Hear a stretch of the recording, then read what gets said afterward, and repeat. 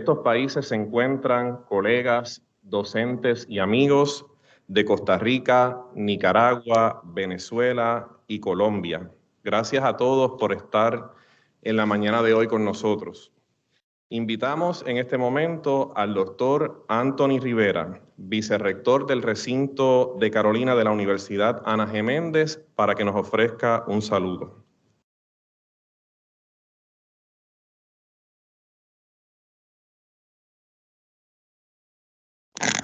Buenos días. Para mí es un privilegio darles la bienvenida a esta conferencia titulada Pedagogía de la Compasión.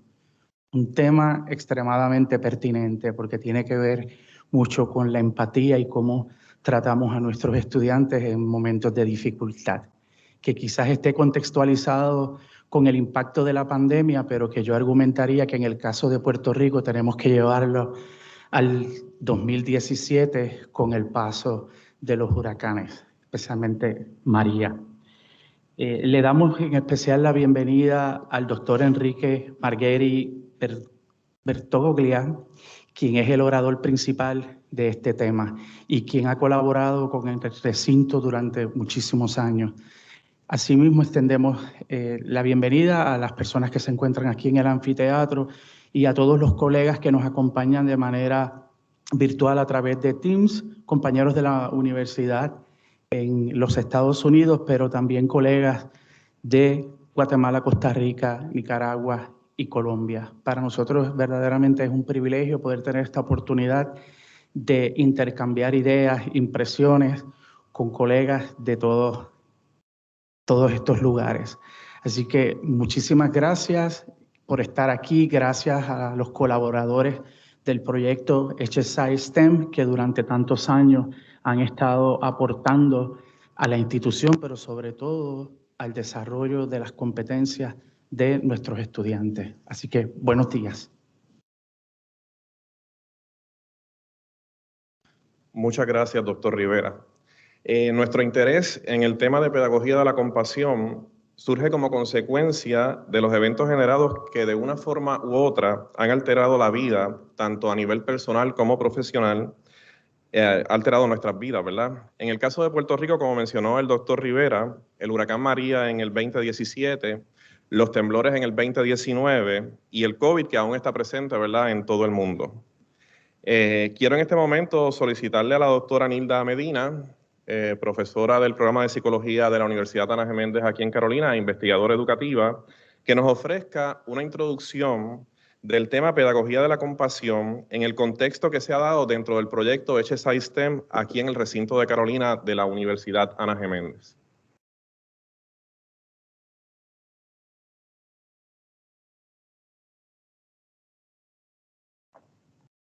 Pues muchísimas gracias al doctor Jorge Torres. Me uno al saludo protocolar y agradezco esta oportunidad de dirigirme a ustedes para un poco enmarcar esta actividad dentro de lo que ha sido el proyecto HSI STEM aquí en nuestro recinto de Carolina. Este proyecto tiene como objetivo principal poder mejorar y expandir la capacidad de nuestra institución para servir a estudiantes de nuestra región, principalmente los de bajos ingresos económicos, para que logren completar su meta, ¿verdad?, de obtener un grado académico en ciencias. A través de este proyecto, pues, se han desarrollado distintas iniciativas para apoyar a estos estudiantes durante el transcurso de su carrera universitaria, de manera que no solamente persistan en su meta, sino que también puedan aumentar esas destrezas de autoeficacia, de afrontamiento, de manera que puedan ser exitosos tanto en el mundo laboral como en lograr, ¿verdad?, grados más avanzados en sus disciplinas. Entre los apoyos que reciben los estudiantes que participan del proyecto, se encuentra la oportunidad de tener una facultad asesora que les sirva de modelo y de guía durante ese primer año de estudios, ¿verdad?, de transición a esa vida universitaria. Esta facultad recibe una serie de adiestramientos durante todo el año para que puedan tener las herramientas necesarias que les permitan ayudar a estos estudiantes. No obstante, los eventos que acaba de mencionar el doctor Torres y el doctor Rivera, sin lugar a duda, han tenido un impacto significativo en toda esta gestión. Y es preciso buscar nuevas formas, ¿verdad?, alternativas para potenciar esas destrezas de autoeficacia, afrontamiento, aún con estos retos que hemos tenido que enfrentar. De ahí surge nuestro interés en este tema, ya que tiene el potencial de convertirse en una herramienta eficaz para nosotros como docentes. Estoy segura de que esta conferencia va a ser de mucho provecho para todos los aquí presentes y también los que se nos han unido de manera virtual. Quiero agradecerles a todos por participar, por estar con nosotros y pues deseo que disfruten de esta actividad. Muchísimas gracias. Muchas gracias, doctora Medina. Ahora, sin más preámbulo, quiero presentarles al doctor Enrique Margueri Bertoglia, quien estuvo presente en el año 2019 aquí en el recinto de Carolina, participando de un congreso, ¿verdad?, como conferencista que realizamos en ese entonces, titulado Movilización de la Educación STEM hacia visiones transdisciplinarias, competencias y neuroeducación. Y desde entonces se unió desde la distancia, desde Costa Rica, a colaborar con el grupo de trabajo del proyecto HSI STEM y hoy nos visita por segunda ocasión para participar como conferencista nuevamente en este hermoso recinto del recinto de Carolina. Así que lleva ya 3 años, ¿verdad?, colaborando con el proyecto HSI STEM. El doctor Margueri es profesor del posgrado en Psicología del Trabajo y las Organizaciones de la Universidad de Costa Rica y director del Open Institute en Costa Rica. Posee un doctorado en Educación por la Universidad de La Salle y una licenciatura en Ingeniería de la Universidad de Costa Rica. Ha sido profesor invitado del Espacio de Estudios Avanzados de la Universidad de Costa Rica y de la Universidad Autónoma de Querétaro en México, para desarrollar la distinción entre proyectos inter- y transdisciplinares, la tipología de motivos para la colaboración científica y la propensión a colaborar entre investigadores. Entusiasta de la comunicación, es TEDx Speaker y ha sido presentador en TEDx Pura Vida Educación en el año 2012, 2013, 2015, 2018 y 2020, siendo el único ponente que ha alcanzado 5 presentaciones en dicho espacio. En la actualidad asesora a la Universidad Estatal a Distancia de Costa Rica en temas de liderazgo digital y mediación andragógica. Tiene a cargo el diseño del doctorado en educación, asesora a la Agencia Centroamericana de Acreditación de Posgrados y es un orgulloso colaborador desde el año 2019 de la Universidad Ana G. Méndez, recinto de Carolina. En el contexto de la pandemia del COVID, ha propuesto un modelo para desarrollar la pedagogía de la compasión.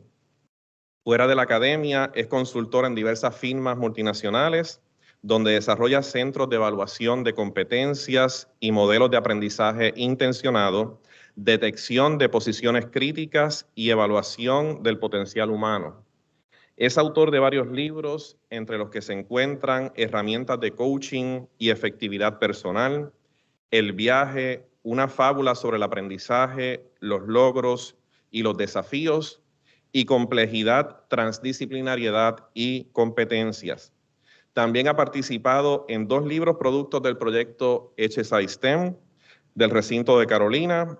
El primero titulado Perspectivas de la Educación STEM, un abordaje desde la investigación en acción, la metacognición, la visión ética, los métodos de enseñanza y la evaluación. Y el segundo, Manual de Gestión Interdisciplinaria, PLTL, el cual presentaremos en la tarde de hoy junto a otros colegas de Guatemala y México. Apasionado de la educación, el grueso de su comunicación masiva gravita sobre propuestas y acciones para impactar a jóvenes colegiales, profesionales y docentes. Fuera de la academia es consultor, lo mencioné, de diversas firmas nacionales, donde desarrolla temas como colaboración, ¿verdad? Y modelos de enseñanza, modelos del capital psicológico, etcétera. Así que invitamos en este momento al doctor Enrique Margueri Bergolia para que nos presente la conferencia Pedagogía de la Compasión, la cual tendrá aproximadamente una duración de 45 a 50 minutos.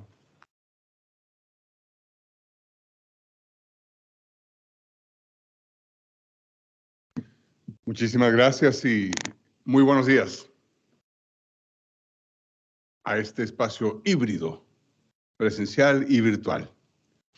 Bueno, primero que nada vamos a hablar de personas. Personas que no son, como muchos modelos plantean, agentes homogéneos, idénticos, sino que son personas con diferentes perspectivas, diferentes coyunturas y diferentes recursos para afrontar un contexto que podemos llamar retador, desafiante, complejo, difícil. Hay una pandemia y vendrá otra, y guerras, y movilizaciones forzadas. Entonces el contexto es desafiante, es retador, y está ahí, es por lo menos, o cuando menos una constante, para individuos, insisto, que manejan diferentes perspectivas, tienen diferentes recursos, ¿no? Y tienen también diferentes coyunturas, coyunturas académicas, familiares, vitales. Esos individuos, en el contexto de la educación STEM y en el contexto del aprendizaje basado en pares, los lleva a un entorno perfectamente diseñado para lo colaborativo. En la tarde hablaremos de PLTL y del contexto colaborativo. En ese contexto colaborativo, estos individuos tampoco son agentes homogéneos. Algunos de nuestros participantes en los equipos son gente orientada a la acción. Quieren respuesta y la quieren ya. Otros individuos están orientados a lo afiliativo y los grupos. Quieren que todas las personas sean escuchadas y que avancemos a partir de consensos. Otros individuos son innovadores, quieren probar cosas nuevas, quieren ver otra manera de hacer las cosas. Y finalmente hay un cuarto tipo de individuos que son los orientados a la precisión y el detalle. Ocupan tener claros cuáles son las fases, cuáles son los entregables, los productos y quién va a hacer qué antes de poder avanzar. Así que tampoco tenemos en los equipos individuos homogéneos. Hay orientados a la acción, orientados a la afiliación, orientados a la innovación y orientados al detalle. En un contexto incierto y complejo. Y entonces, ¿por qué la compasión? ¿Por qué una pedagogía de la compasión? Bueno, porque para individuos, grupos y organizaciones ocupamos construir recursos para afrontar la complejidad del entorno. Una complejidad que lejos de pasar como un dato, se convierte en una constante y en un fenómeno prácticamente increciendo. Creímos estar ya saliendo de COVID solamente para llegar a Ucrania. Pensamos pronto salir de Ucrania y no sabemos qué nos espera el próximo año. Pero entonces hay que desarrollar recursos para trabajar eso, para darle a los equipos, a los individuos y a las organizaciones capacidades para metabolizar la adversidad y la complejidad y salir adelante, incluso fortalecidas de esa complejidad y adversidad. Entonces, es el porqué de la pedagogía de la compasión. Un tratamiento que se traducirá en la Universidad Ana G. Méndez, con el apoyo del proyecto HSI STEM, en toda una serie de módulos, en un programa de microlearnings, pero que hoy esbozaremos en algunos de sus elementos más importantes. Entonces, el aquí y el ahora es ese, es un aquí y ahora de complejidad, donde ocupamos herramientas para darle a individuos, personas y grupos capacidades crecientes para metabolizar la adversidad y poder salir adelante. La UNESCO tiene un proyecto que se llama el Proyecto Millennium, que habla justamente de una serie de problemáticas, desde las migraciones forzadas hasta una cierta dificultad para trabajar problemas que son muy complejos, de alto riesgo de incertidumbre, pero que además involucran a gran cantidad de actores. Entonces, el entorno es absolutamente desafiante. Y ahí tenemos a nuestros equipos, a nuestros estudiantes, docentes y pares líderes STEM. Como les comentaba, algunos más orientados a la acción, otros más orientados a los grupos, otros más a la innovación y otros más al detalle y la precisión, con diferentes perspectivas y contextos y coyunturas familiares, sociales, vitales. Bueno, pues entonces surge la necesidad de ir desarrollando ese tipo de herramientas.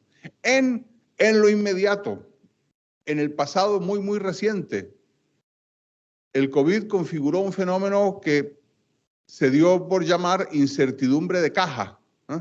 Que era todos los fenómenos asociados con el encierro, ¿eh?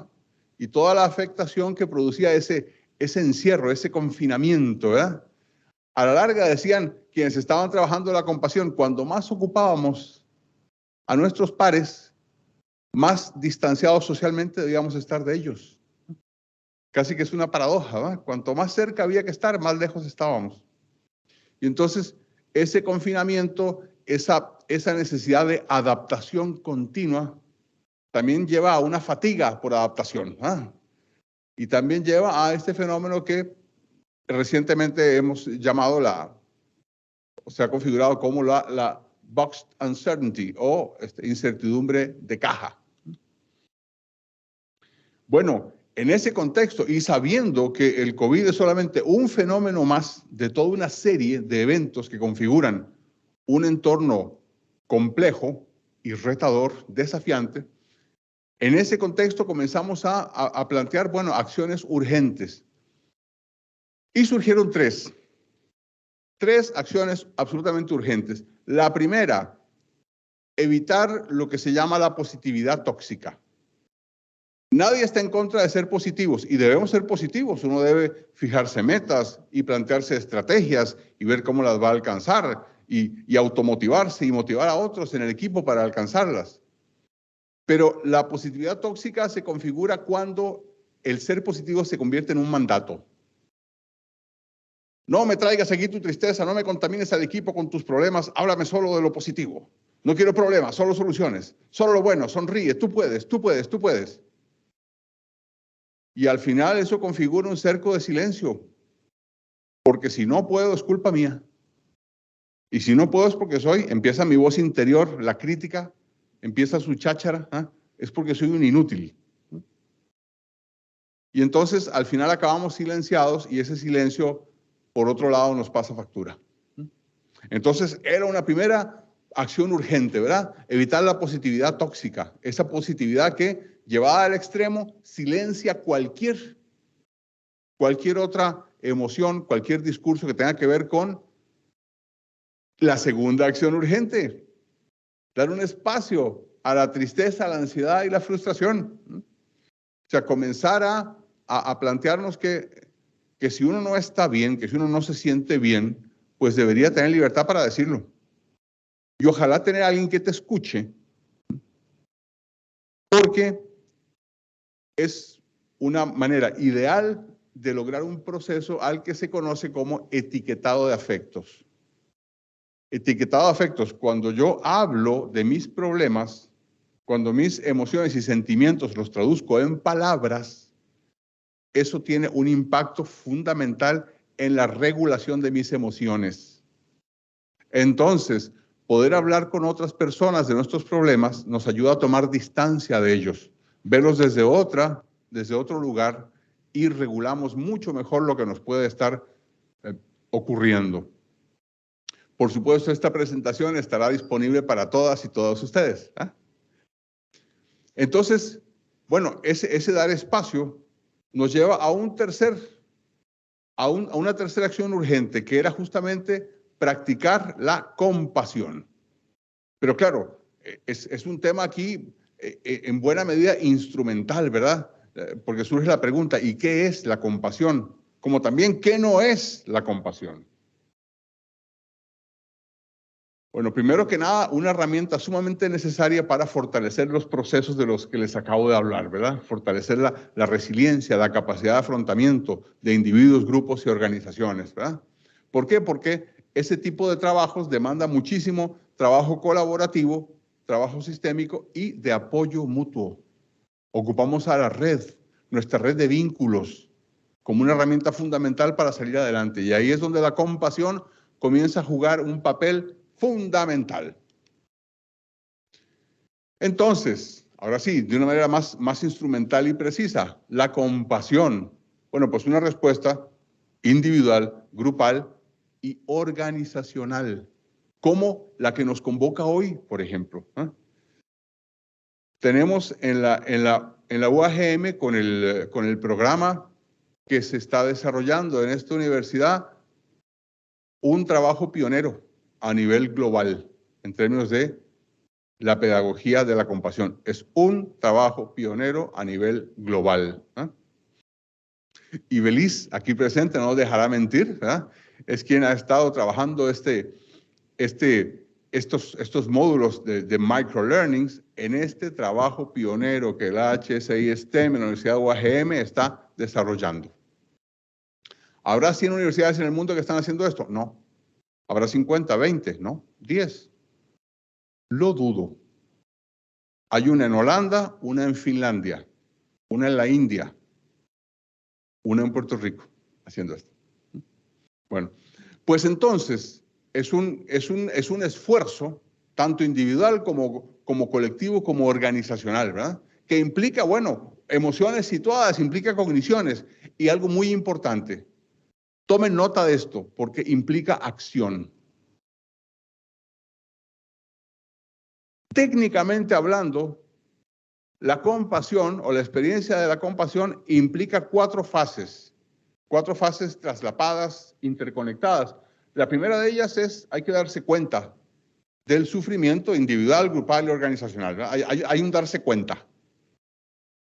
Si la cosa no pasa por mí, no puedo practicar la compasión, ¿verdad? Tengo primero que darme cuenta. Pero segundo, hay una necesidad de conocer sobre ese sufrimiento para poder llegar a la fase 4. Ya llegaremos ahí, ¿verdad? Porque antes vamos por la fase 3, ¿verdad? Sentir una preocupación empática, o sea, movernos. Estar motivados tanto racional como emocionalmente a hacer algo para finalmente la fase 4 de la compasión, y es la que la distingue de otros fenómenos de los cuales hablaremos en un momento, ¿verdad? La fase 4 es tomar acción. O sea, no es solamente tomar conciencia del sufrimiento de otros, tratar de conocerlo, sentirse empáticamente movilizado a la acción, sino que también es actuar. La compasión, entonces, como tal, marca una diferencia con respecto a otros fenómenos, como por ejemplo la empatía. ¿Por qué? Porque la empatía es una sensibilidad de amplio espectro. Trato de ponerme, ¿conocen la expresión? Ponerme en los zapatos de la otra persona, trato de entender lo que puede estar experimentando. Lo trato de entender a nivel racional, me lo explico racionalmente, como también trato de entender cuáles son las emociones y los sentimientos por los que puede estar pasando esta persona.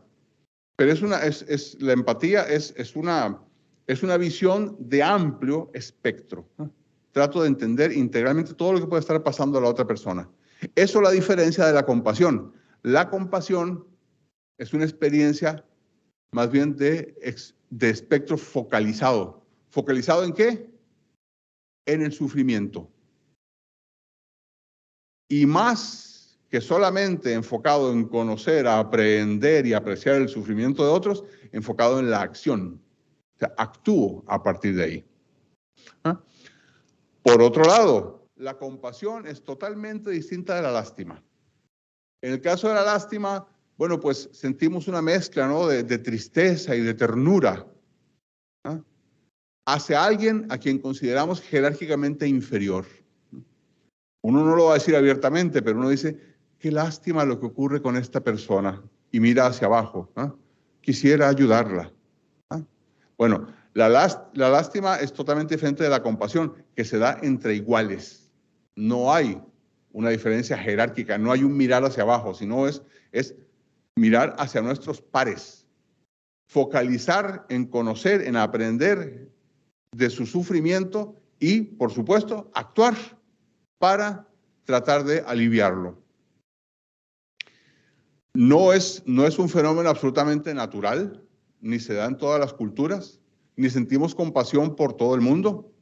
En ocasiones, es parte de nuestra compleja naturaleza humana. Observar el sufrimiento de otros nos produce un cierto placer, ¿verdad? Sobre todo cuando a ese individuo le adscribimos alguna crueldad o alguna maldad, ¿verdad? Y uno dice que está pagando por lo que hizo. O cuando de pronto descubrimos que actuar para aliviar el sufrimiento de otros podría tener un costo personal muy grande. Qué complicado. O no nos sentimos capaces realmente de lograr hacer el cambio. Entonces, en ese momento, racionalizamos la cosa y preferimos retirarnos, ¿verdad? Bueno, la compasión más genuina es no tomar retirada, sino avanzar, a actuar para aliviar. Pero bueno, llegamos entonces, después de estos preámbulos, al concepto de pedagogía de la compasión. ¿Por qué pedagogía? Bueno, porque se puede enseñar, porque hablamos de capacidades que son desarrollables. Y es justamente sobre esa línea que hablamos de trabajar con individuos, equipos y organizaciones en contextos crecientemente desafiantes. Por supuesto, también hay un dominio de la compasión que es la terapia basada en compasión, pero ese dominio está circunscrito específicamente al tratamiento que le den profesionales de la salud mental, psicólogas, psicólogos y psiquiatras, ¿verdad? Que también tenemos un trabajo importante que hacer ahí, ¿verdad? Buscando evitar esa demonización que tiene la salud mental, ¿verdad? Tenemos que empezar a ver que todas y todos tenemos coyunturas, dificultades y que todas y todos en algún momento ocuparemos apoyo para poder salir adelante. Hay que ir desestigmatizando el tema de la salud mental en contextos difíciles como los que vivimos. Por lo pronto, el proyecto está circunscrito específicamente a la pedagogía de la compasión. Y para eso entonces comenzamos a trabajar sobre la base de 3 ejes. Aquí hay otro tema instrumental, más en lo práctico, ¿verdad? La compasión conoce 3 ejes. Hay compasión hacia otros. Ser nosotros compasivas y compasivos con otras personas. Hay compasión desde otros. El apoyo que nos da nuestra red de apoyo, ¿verdad? Saber que alguien nos está acompañando, cuidando y apoyando. Y hay finalmente un tercer eje, que es el de la autocompasión.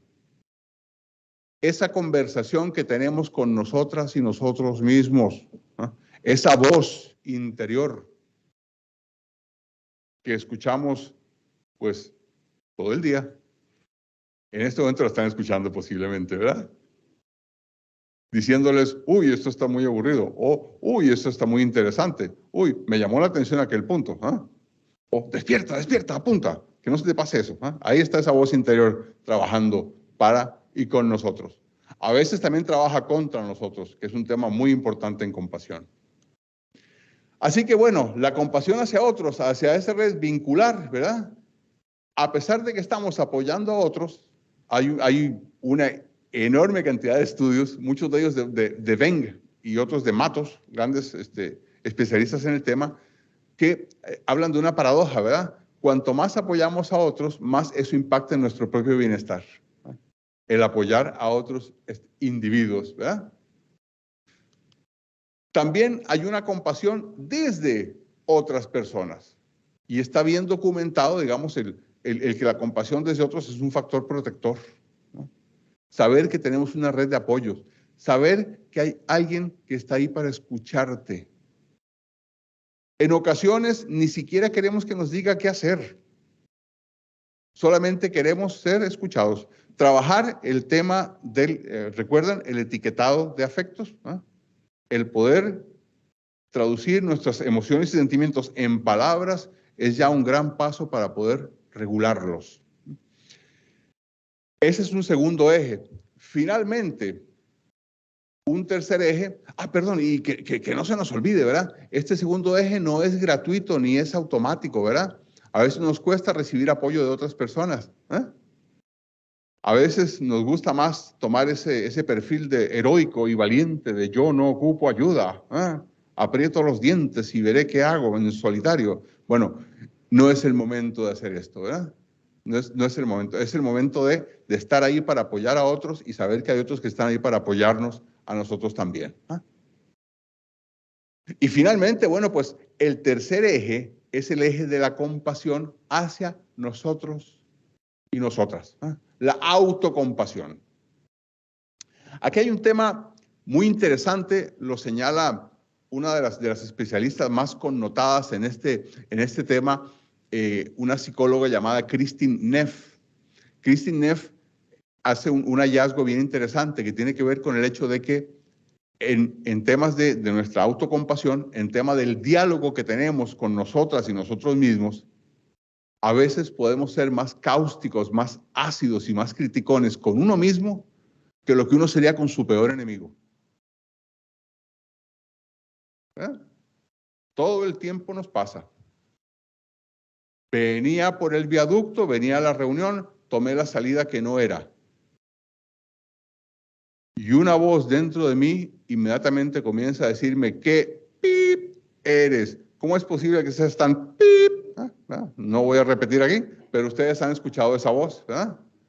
Podemos ser más violentas y violentos en nuestra propia voz con nosotros mismos que lo que somos con quien sería nuestro peor enemigo.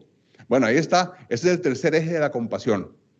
Y de una vez les planteo un primer elemento que veremos en estos módulos de desarrollo de la Universidad Ana G. Méndez. Una primera acción, y la plantea Kristin Neff muy claramente, dice: lo que usted se está diciendo, pregúnteselo si se lo diría a su peor enemigo. Y luego el segundo paso es, silencie esa voz criticona, negativa, cáustica y ácida, ¿eh? Y pregúntese, en esta coyuntura, ¿usted qué le diría a una persona que aprecia? ¿Usted qué le diría a alguien que usted considera una buena amiga o un buen amigo? Y eso que usted le diría a esta persona, dígaselo. Escúchelo en su cabeza y ayúdese a levantarse en lugar de tratar de golpearse más uno mismo cuando está en el suelo. Bueno, ese es el tercer eje de la compasión, la autocompasión. A partir de allí, colegas, bueno, pues nos dice Kristin Neff, dice, no es autolástima. La autocompasión, dice la famosísima Kristin Neff, no es autolástima. Es simplemente vernos como un, entre comillas, proyecto humano. A veces acertamos y a veces fallamos. Y entonces nos apoyamos en otros, nos apoyamos en nuestro propio diálogo interno, entendemos que las cosas no siempre salen a la primera, entendemos que lo que no he entendido, no lo he entendido aún, pero eso está abierto a entenderlo mañana. ¿Eh? En el contexto STEM, nos ha pasado a todos. En el contexto STEM, bueno, particularmente en matemáticas, ¿verdad? Nunca olvidaré, nunca dejaré de recordar a mi buen profesor de matemáticas superiores y la primera clase que me dio a todo el grupo, ¿verdad? Series de Fourier. Yo veía manchas en la pizarra y no entendía lo que estaba pasando. Llegué a suponer que era algún tipo de tara mental mía, no entender a la primera eso, hasta que volví a ver a mis compañeros y estaban igual que yo. Todo así poniendo cara de sí entiendo, y salir corriendo a ver que alguien te explique lo que está pasando. ¿Ah? Lo interesante de eso fue que para el final del semestre, aquellas series de Fourier que parecían algo caótico e impenetrable al inicio del curso, al final del semestre uno decía, pero esto era facilísimo. Bueno, no facilísimo, pero por lo menos manejable, ¿no? Y entonces eso es lo que empezamos a descubrir, que lo que un día pareció caótico e incomprensible, si no renunciamos, si persistimos y persistimos, al final acaba siendo fácil. Uno dice, caray, es manejable. Que me pongan de asistente de ese curso. Ahora sí, a ver qué pasa. ¿Ah? Ahí está. Que me pongan de peer lead. ¿Ah? Las series de Fourier ya no son nada problema para mí, ¿verdad? Hasta que caen las transformadas de Laplace. Y uno dice, oh, pues, de vuelta otra vez no entiendo nada. Y mis compañeros todos así. Ah, sí, yo entiendo, claro, nada. Tampoco entendía nada. Pero 30 días después, ¿qué pasaba? Pues sí, quienes no habían soltado la toalla, ya habían descubierto que algo de persistencia te hace atravesar ese caos y llegar al otro lado. Ah, ahí está. Bueno, pues un poco de eso habla Kristin Neff, ¿verdad? Muy bien. Bueno, en este programa de Pedagogía de la Compasión hay una enorme cantidad de herramientas. La idea es trabajar con herramientas. Quisiera tal vez presentar hoy solamente 3, muy rápidamente, ¿ah? Pero ya saben ustedes que hay todo un programa detrás y que irán siendo liberados en su momento los módulos. ¿Ah? Pero quisiera plantear 3 el día de hoy. El primero de ellos es, bueno, hablamos de que alguien que te escuche, ¿verdad? Buscar a alguien que te escuche o también ser un recurso de escucha para otras personas. Pero para eso, colegas, y es parte de lo que de la pedagogía de la compasión, ¿ah? Hay que entrenarse en escucha. Hay varias cosas que no hay que hacer cuando escuchamos a otros. Hoy les voy a presentar solamente las 3 primeras. La primera de los no de la escucha es no sea autorreferente. No espere a que la persona a la que usted está escuchando, a la primera que hizo, para tomar aire, uno le interrumpe y le dice, sí, a mí me pasa lo mismo. Vieras que en mi caso, y empieza a hablar. No. Estamos ahí para escuchar al otro, no para contar nuestra historia. Entonces, no sea autorreferente.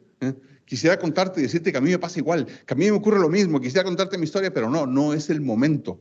Estoy para escuchar al otro. Regla 1, no sea autorreferente. Regla número 2, no devalúe la experiencia del otro.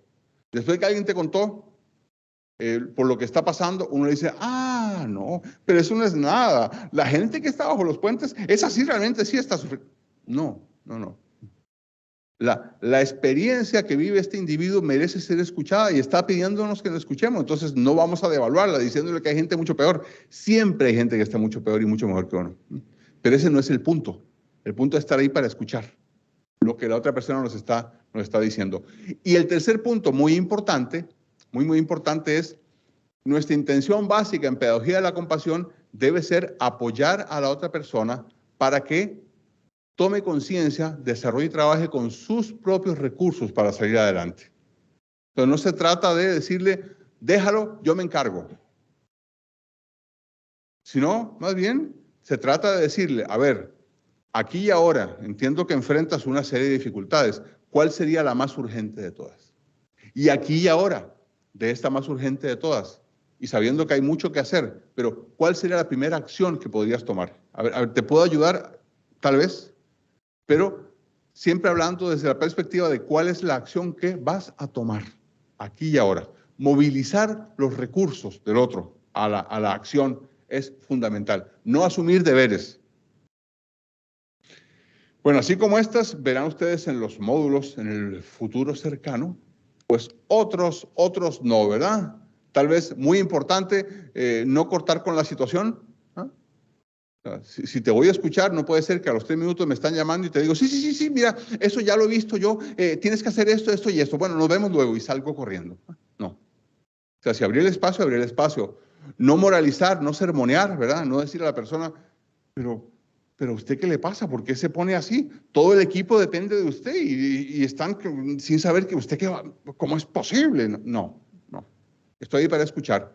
También no debatir espiritualidad, ¿verdad? Porque el tema es que podemos tener diferentes creencias, entonces no voy a instalar mis creencias en otro individuo, sino que simplemente respeto la espiritualidad de cada quien y a partir de ahí escucho.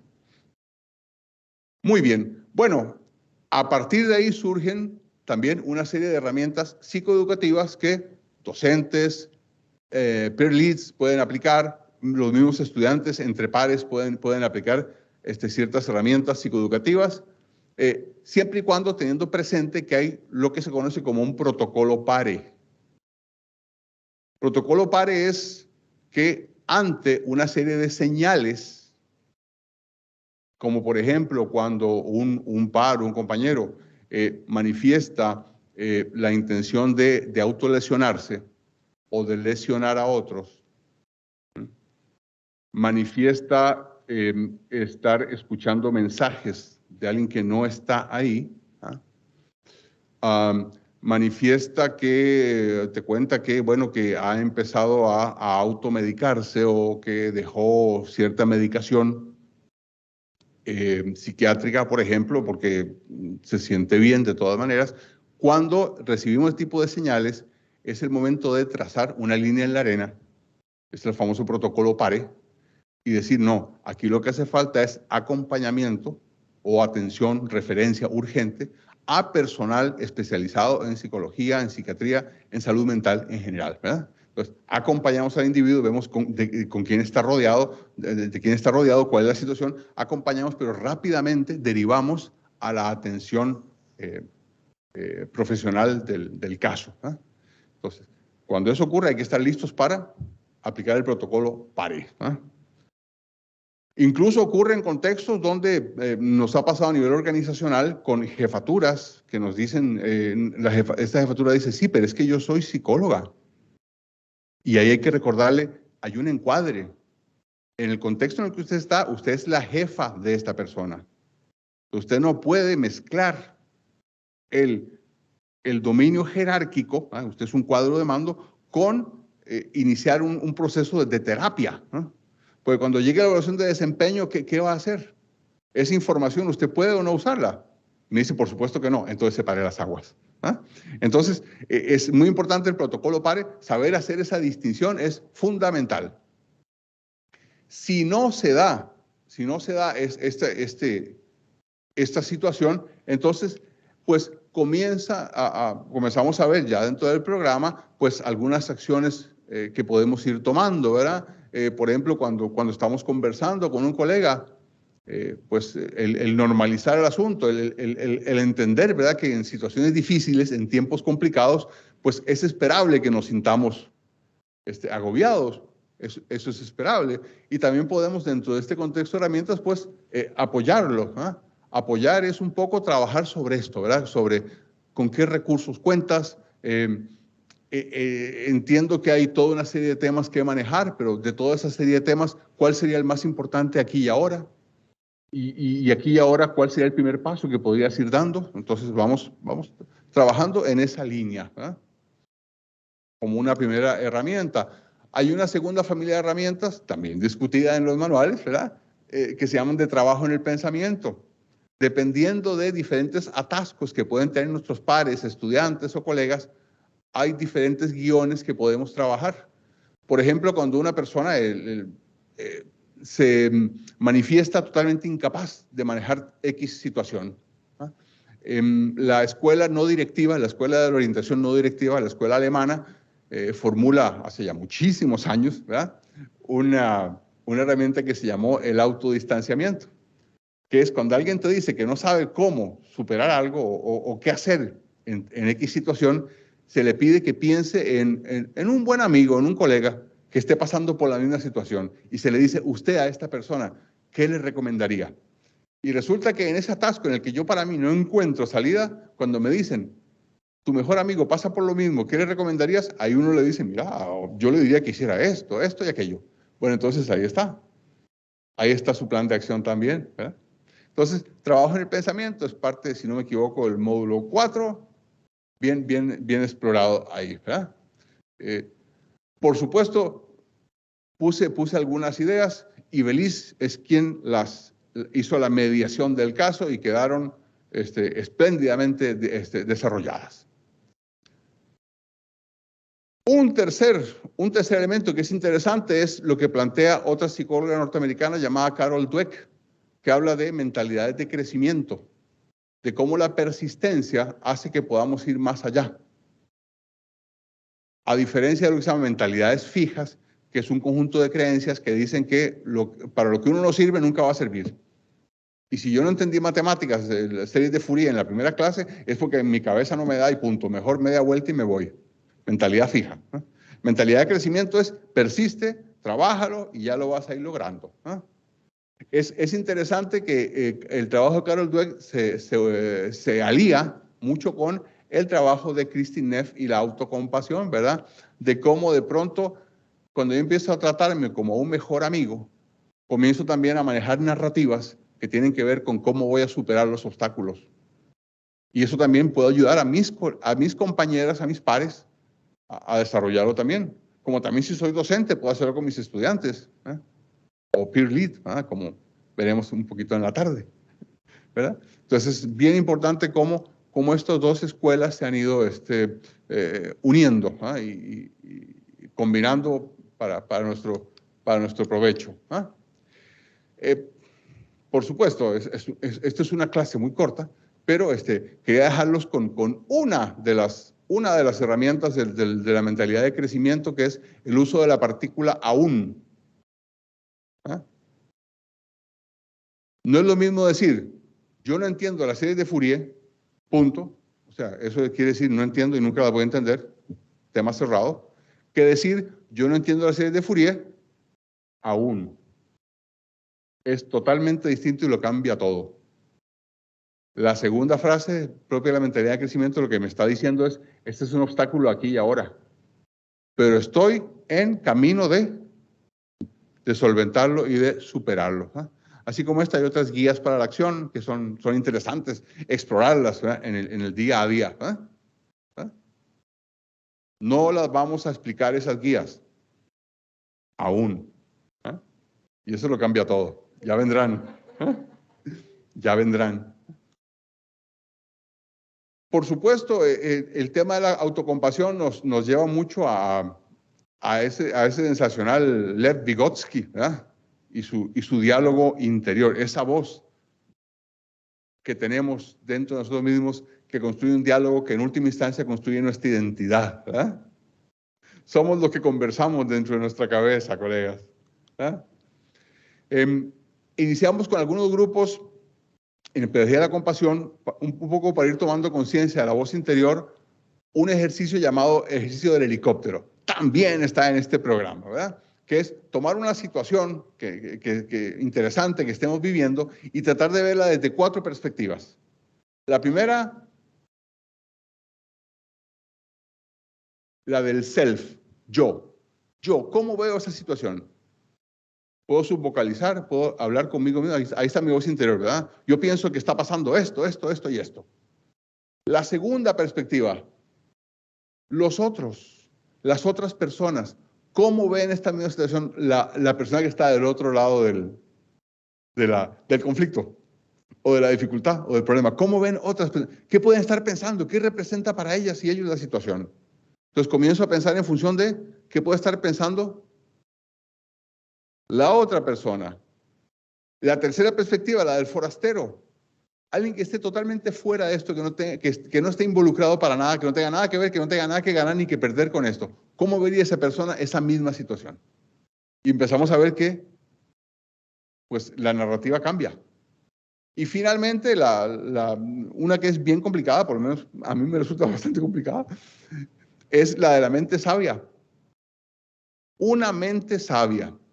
Alguien que estuviera pensando no en el bienestar de uno u otro o una parte, sino del sistema como un todo. ¿Qué haría esa mente sabia? Bueno, cuando ustedes eventualmente apliquen este ejercicio del helicóptero, verán que es interesante, las 4 voces son distintas. Y uno comienza a ver con distancia los fenómenos y comienza también a tomar conciencia de su voz interior. De lo que la perspectiva número 1, ¿verdad? La del self, lo que me está diciendo. Y puede uno comenzar incluso a catalogar esa voz interior, ¿verdad? ¿Es hostil o es nutricia? ¿Es positiva, es buena o es violenta y criticona? Esa voz interior. Bueno, estos son parte de los diferentes ejercicios que vamos desarrollando en el contexto de esta pedagogía de la compasión, ¿ah? Trabajando con esa voz interior, esa narrativa que construye nuestra identidad, ¿ah? Y entonces ahí está una primera distinción, ¿verdad? ¿Cuál es esa voz interior? ¿Qué tal si el día de mañana ustedes rumbo a sus ocupaciones empiezan a tomar conciencia de el tráfico matutino, los atascos y demás, y qué tipo de voz interior desarrollan ustedes de cara a los diferentes accidentes de la jornada, ¿verdad? Es una voz optimista que me dice, me va a ir súper bien en este examen porque realmente el grupo con el que me alié para estudiar me puso a hacer una clase de ejercicios que voy súper bien preparado para el examen. ¿Es optimista o es una voz descalificadora y destructiva? Mira, vos a ese grupo lo atrasaste más bien porque el resto del grupo era buenísimo, vos no podías con ninguna de las preguntas, te va a ir horrible en este examen, ¿verdad? Y te ganarás el 7 que te mereces. Bueno, ¿cuál es esa voz? ¿Cuál es esa voz? Por supuesto, hay toda una anatomía de la voz negativa, violenta e hipercrítica, ¿verdad? Está la autocrítica violenta, ¿verdad? La que se centra sobre todo en lo que es el juicio negativo y la autodescalificación, ¿verdad? Me fue mal el examen y digo, soy un inútil. ¿Pero qué? Bip. La de la victimización, la voz de la mente y la desesperanza, ¿verdad? Nunca voy a poder con esto. Las transformadas de la plaza son demasiado para mí. Olvídate mejor, déjalo ya, bótalo. Tú no puedes con eso. O la del catastrofismo, ¿verdad? Uy, no. Algo va a pasar y la presentación va a ser un desastre. Yo sé que va a ser así. ¿Listo? O la de la autoexigencia, pero la autoexigencia ya más cáustica. Ay, no. Si no hubiera sido tan tonto con la pregunta 4, hubiera sacado algo mejor que este triste 7.6 que sacaste. Para lo que estudiaste, no tenías que sacar algo mucho más fuerte. Y aquí. Ahí está. Bueno, ahí está esa voz que tenemos que domesticar. ¿Verdad? No asumir que lo que dice es cierto. Como es nuestra voz interior, asumimos que lo que está diciendo es cierto. Y ese es el grave error. Hay que ponerla, hay que cuestionarla con una serie de herramientas que planteamos en el programa. Hay que desafiarla. Hay que hacer cosas como, por ejemplo, aplicar la mentalidad de crecimiento y trabajar con la partícula aún. Yo esto no lo he dominado aún. Esos pensamientos negativos, contraponerlos con positivos. Ese nunca lo voy a lograr decir nada más. A ver, más allá de que nunca lo logre o qué es lo primero que debo hacer hoy? ¿Cuál es el primer paso que debo dar hoy para ir avanzando? Y volviendo otra vez a Kristin Neff, aplicar esa técnica del diálogo con un mejor amigo. Pensemos en la coyuntura en la que estemos, ¿qué le diríamos nosotros a una persona que realmente estimamos y que queremos crecer? Queremos ver crecer. Y aquella persona y aquel diálogo que uno querría tener con esta persona, entonces aplicarlo con uno mismo.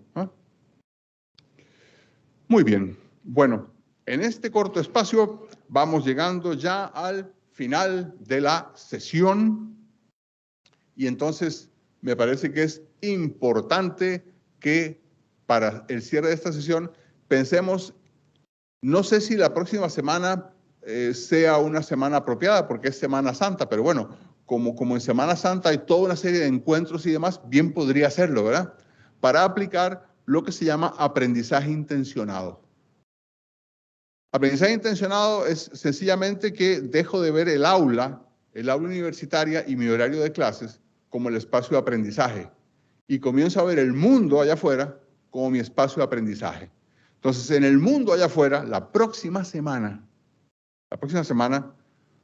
con familiares, amigas, amigos, con extraños de todo tipo, en ese mundo allá afuera, les quería invitar a practicar tres guías, lo que serían dentro de los manuales, guías para la acción, ¿verdad? La primera de ellas, tomar nota de la positividad tóxica. De cuando empezamos a escuchar eso de, tú puedes, no te preocupes, tú puedes, vas a poder, no te preocupes, yo sé que vas a poder. Yo sé que, no sé si vas a poder realmente, pero lo digo, y por favor, no hablen cosas negativas. Esta es una semana para hablar solo de cosas positivas, cállense. Entonces, tomar nota de esa positividad tóxica, ¿verdad? A veces, pues algo que pasó en el trabajo me pone de malas. Y estoy mal, estoy enojado. Y es normal estar enojado. Entonces, bueno, pues tendré que conversarlo con alguno de mis colegas. Tal vez la segunda es una que vamos a tener mucha oportunidad de aplicar la próxima semana. Tanto ofrecer como pedir una escucha genuina. O sea, cuando alguien nos está contando sus cuitas, no llegar e interrumpirla y decirle, a mí me pasó igual, vieras que en mi caso, y empiezo ya a soltar lo mío, sino que más bien me contengo y escucho genuinamente al otro, sin devaluar su experiencia, ¿verdad? Sin decirle, eso no es nada. Ay, eso es un granito cualquiera, es una operación mínima. La del otro son 44 puntos, estuvo 12 horas en sala de operación. O sea, lo del otro sí vale, lo tuyo es cualquier cosita, olvídate. Nada, no devaluar la experiencia del otro. Y tal vez la tercera sea óptima para ser aplicada la próxima semana, comenzar a explorar un poco nuestra voz interior. ¿Qué tipo de mensajes nos estamos enviando todo el tiempo? Y si son estos positivos o negativos. Y sobre todo, ¿verdad? Ante una coyuntura especial que vamos a tener de fijo la próxima semana, preguntarnos, ¿qué le diríamos a un mejor amigo? Y eso mismo decírnoslo a nosotras y nosotros mismos. Trabajar con la autocompasión y llegar a ese momento en el cual podemos respirar con cierto alivio y pensar eso justamente, que nos estamos hablando de manera constructiva, no con lástima, sino de manera constructiva, reconociéndonos como individuos en proceso, que cometen errores, que fallan, que se levantan, que aciertan, que se equivocan y que van avanzando, reconociéndonos como lo que somos, individuos en proceso, y reconociendo una voz que nos permite hablarnos a nosotros mismos como si fuéramos pues lo que somos, nuestro mejor amigo. Muchas gracias.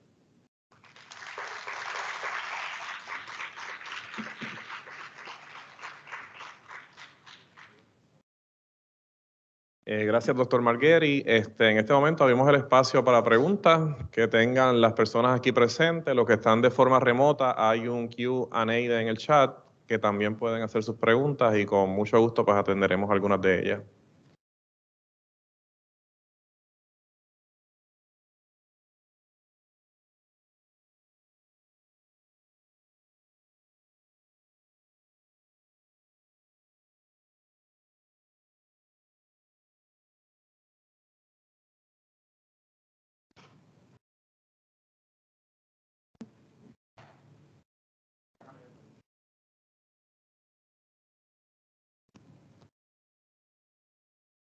Buenos días.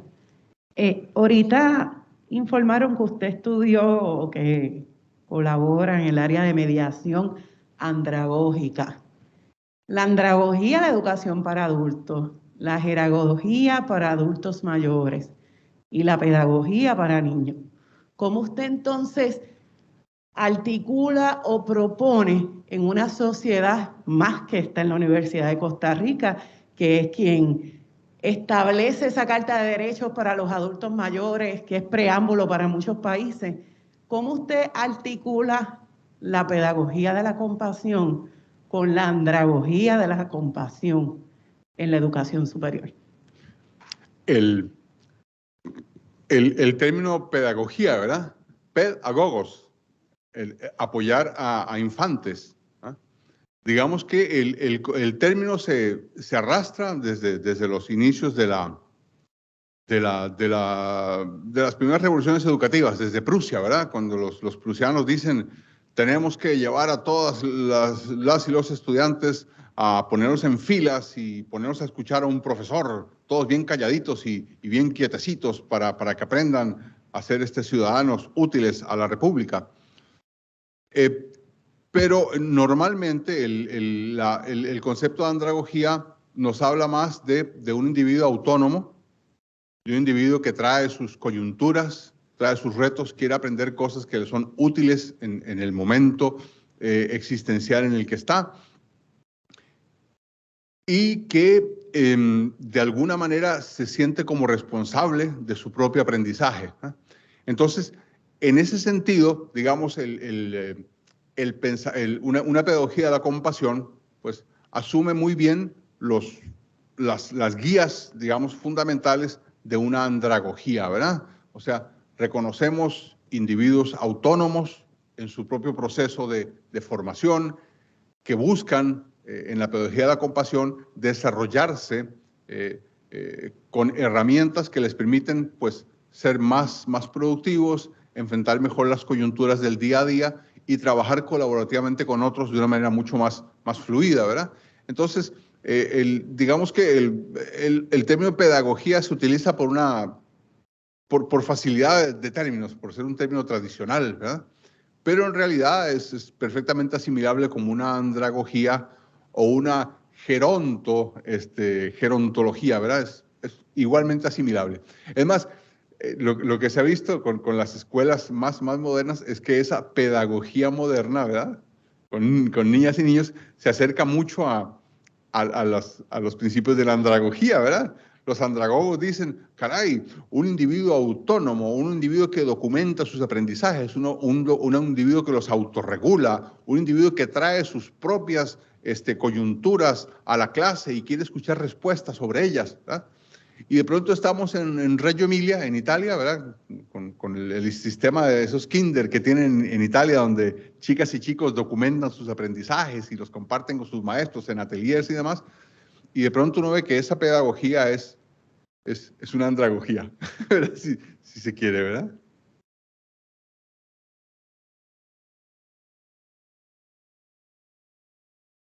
Buenos días. Sabemos que en las ciencias no hay absolutos y me imagino que en la pedagogía de la compasión tampoco. ¿Qué sugerencias tiene para trabajar con estudiantes que no están receptivos con este tipo de pedagogía? No tan receptivos. El tema me parece que pasa mucho por lo que vamos a hablar en la tarde, ¿verdad? De PLTL. ¿Ah? En un contexto STEM, estamos todo el tiempo trabajando con aprendizaje basado en proyectos, aprendizaje basado en problemas. A las sesiones de PLTL llegamos, digamos, a resolver un ejercicio. Y todo ese trabajo lo hacemos en un contexto eminentemente colaborativo. En ese contexto colaborativo, ¿qué hay? Bueno, hay toda una serie de elementos muy estructurales. Primero, el liderazgo.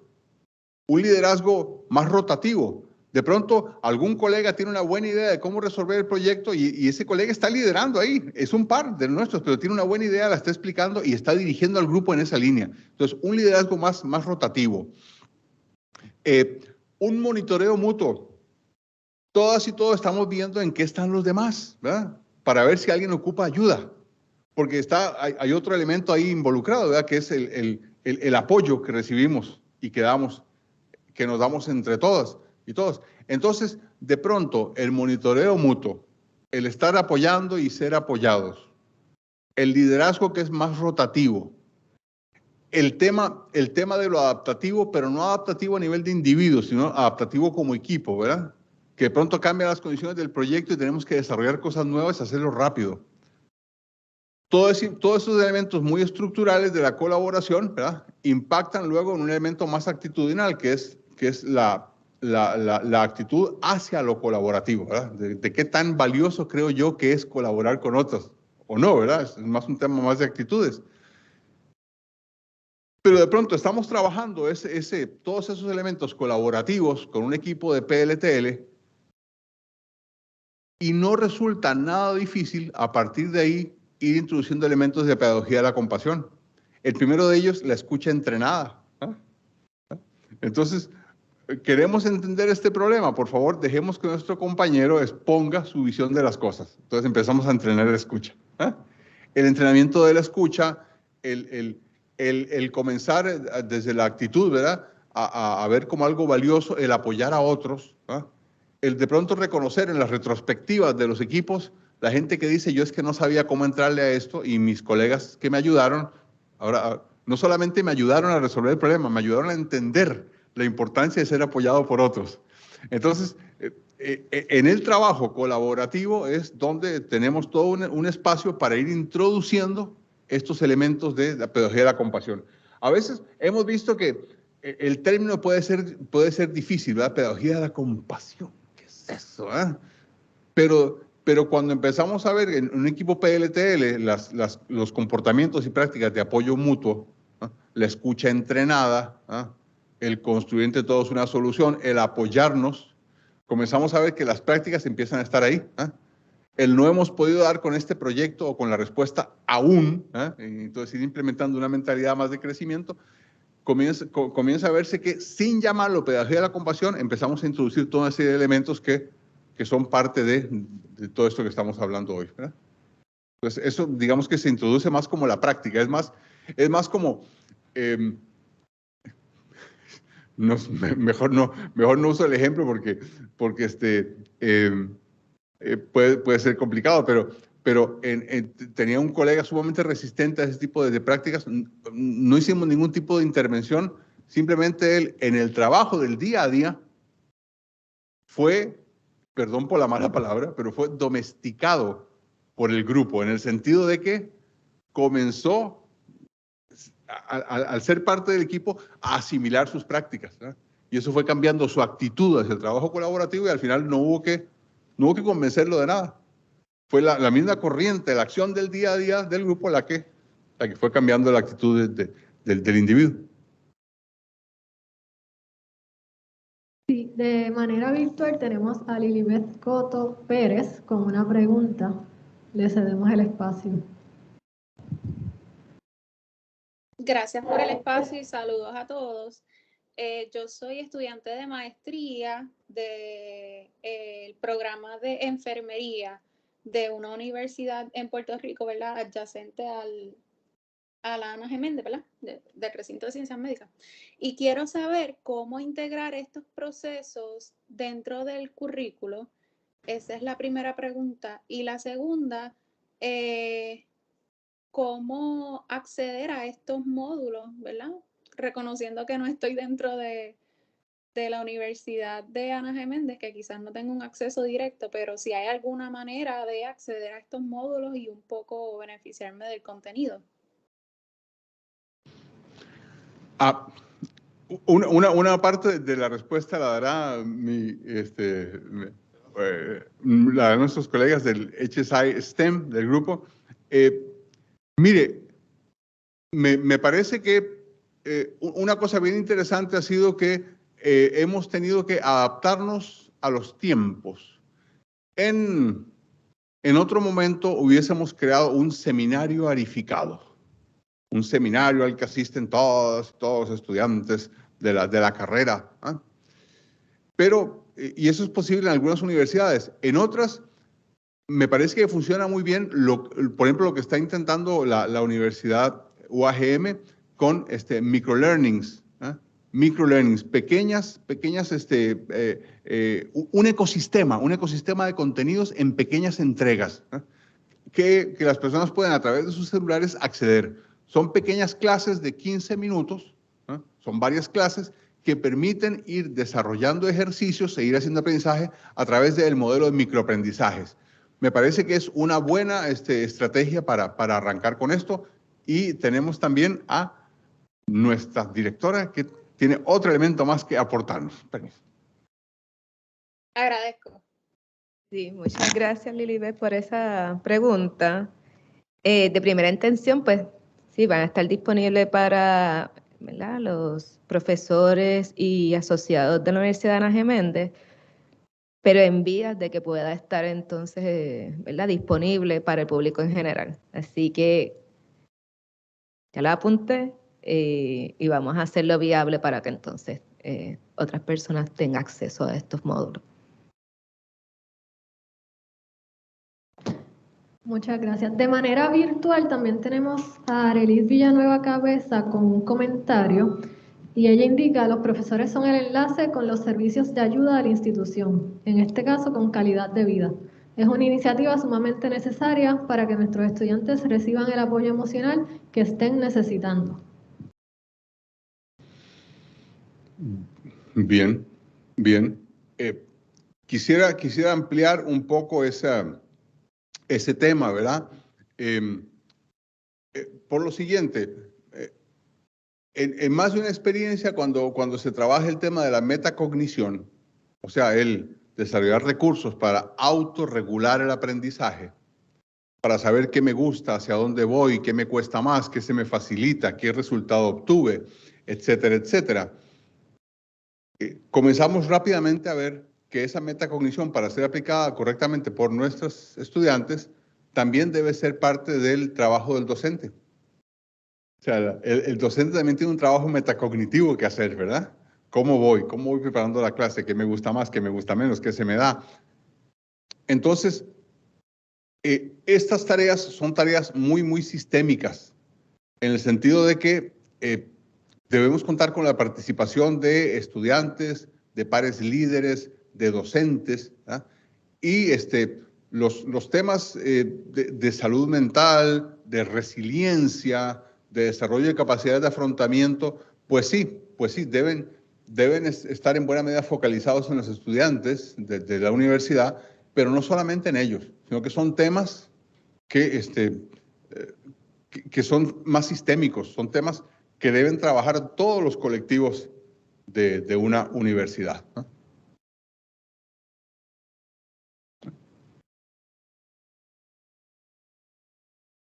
Bueno, gracias nuevamente al doctor Margueri.